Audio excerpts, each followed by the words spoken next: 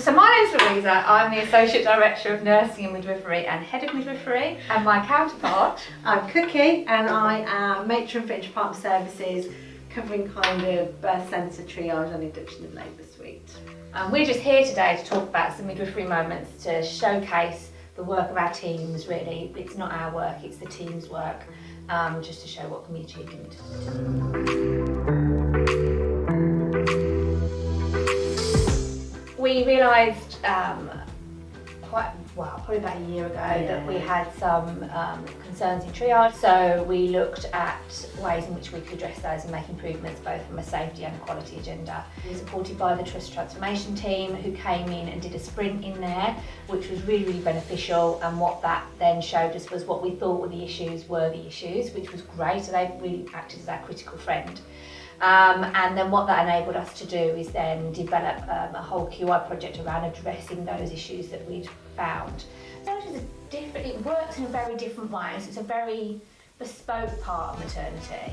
And so it's not, our brand new newly qualified midwives don't actually go into triage straight away. They do their preceptorship pathway.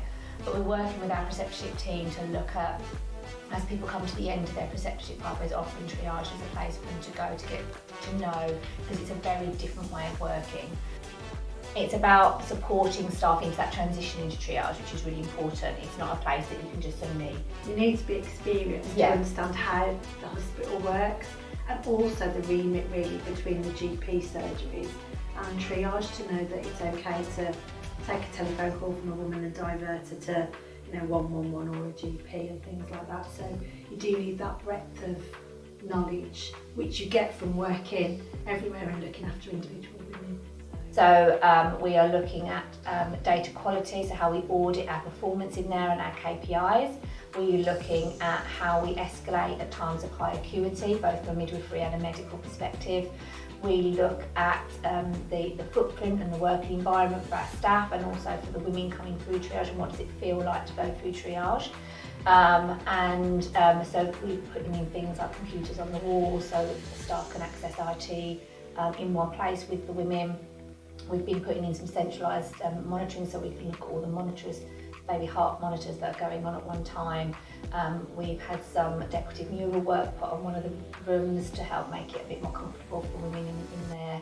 And that's more sort of a holistic space in that part. So there's lots and lots of things that are going on to help improve both safety and quality within triage.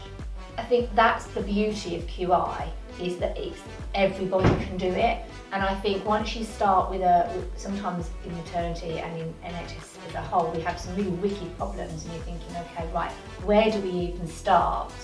And how do you even start to unpick this? But then actually, you start with what you're trying to achieve. Let's start off with that SMART goal, that SMART aim. Well, this is what we want to achieve, and we know why we want to achieve it. Right, okay, so what are the drivers that impact on that? So it really helps it to give it sort of methodical outlook and break it down into then manageable chunks. I've been here 7 years, and it's never felt as positive as it does now. The relationships between other directorates is really healthy.